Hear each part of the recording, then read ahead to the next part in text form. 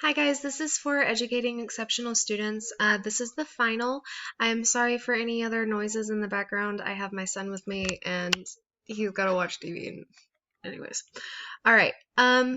So learning disabilities. I'm going to start with this one. All right, defining a learning disability. I got the PowerPoint slides. I used the PowerPoint slides. According to the IDEA definition, the disorder may manifest itself in an imperfect ability to listen, think, speak, read, write, spell, or do mathematic calculations. So as it is defined in this slide, it can be dyslexia, memory issues, and many different more. And the level depends on the child, the level of the learning disability. There are possible emotional problems that these students may get, like they're at higher risk of developing depression and anxiety.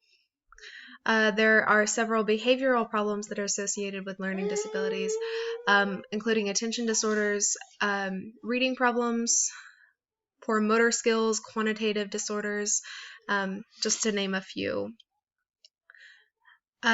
Teaching students with intellectual disabilities. So the one that I researched here is the Orton-Gillingham, and it uses like you've got to have the foundation before you can move on to the next thing. So for reading, if a student doesn't understand what you're trying to convey first, then you cannot move on to the next level because they will not understand the foundations of where they're at. According to brainspring.com, it is the uses of structured steps through an ordered operations to help the students lay groundwork and foundations of reading. It's like building a house for students. So, all right, and the next one would be self-regulated strategy. These are for students that are they have the willingness to learn, and which most students should. You got to teach them how to self-regulate their time management skills and their behavioral issues, and how to self-regulate whether or not they can keep a schedule. So, all right, so some of these disorders would be anxiety, or hold on, I skipped a few. Okay, emotional and behavioral disorders. The definition, okay, that website defines emotional and behavioral disabilities as an emotional and behavioral disorder is an emotional disability categorized by the following. One would be an inability to build and maintain satisfactory interpersonal relationships with peers, an inability to learn which cannot adequately be explained by intellectual, sensory, or health factors, a consistent or chronic inappropriate type of behavior or feeling under normal conditions, displayed persuasive mood of unhappiness or depression, displayed tendency to develop physical symptoms. And in special education, there are only about 5.7% of special education students who suffer with EBDs. All right, some EBDs would be anxiety, mood disorder, oppositional defiant disorder, also known as ODD, and conduct disorders and schizophrenia. For these students, they unfortunately perform below grade levels in areas like reading, math, and writing, and these students have a high risk of being held back. So in order to teach these students, for early childhood education, we would allow the students to focus on self-control and how to problem solve. This includes allowing the children to how to learn to play well with others while paying close attention to how they view themselves and their self-esteem.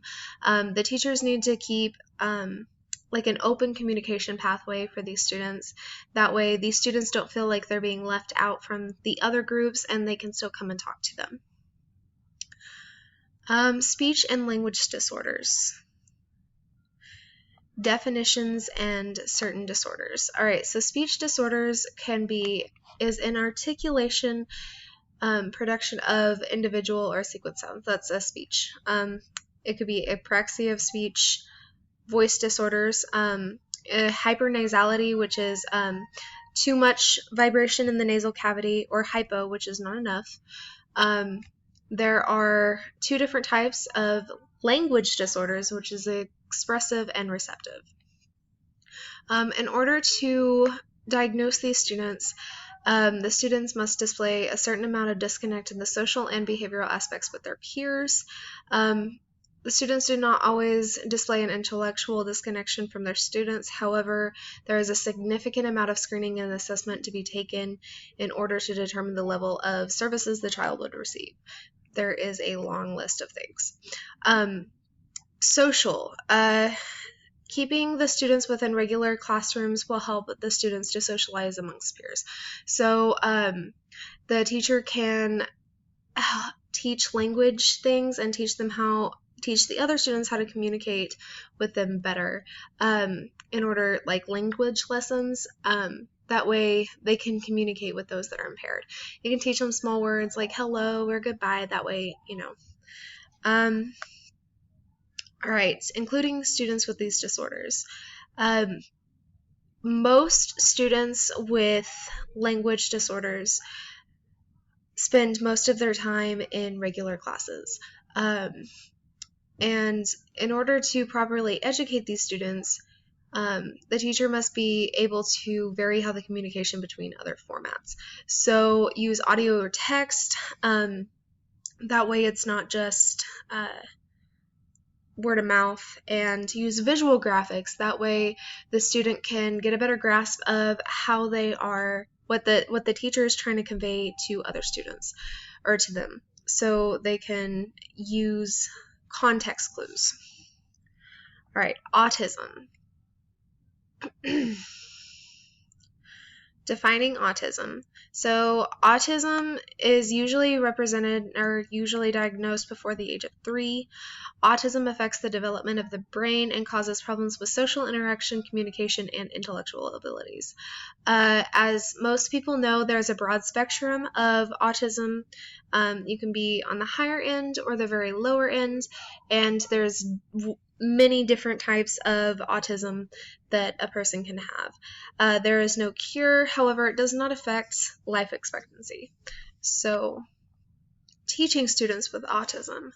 Positive reinforcement at the school-wide level is a must. That way, these students can know how to behave and what they are supposed to do. So it's not just one teacher, it's not just their main teacher, it is how it's everybody. So these the teachers have the majority of luck with using self-regulated, like I mentioned before. That way students can have self-monitoring, self-scheduling, modeling, monitoring in order to learn to the best of their abilities. These students can have, like for instance, with like due dates and stuff, then the students will be self-regulated, so they can like put it in their reminders, and they're responsible for turning in their homework at the time. And finally, I have my resources that I've used. All right, guys, thank you.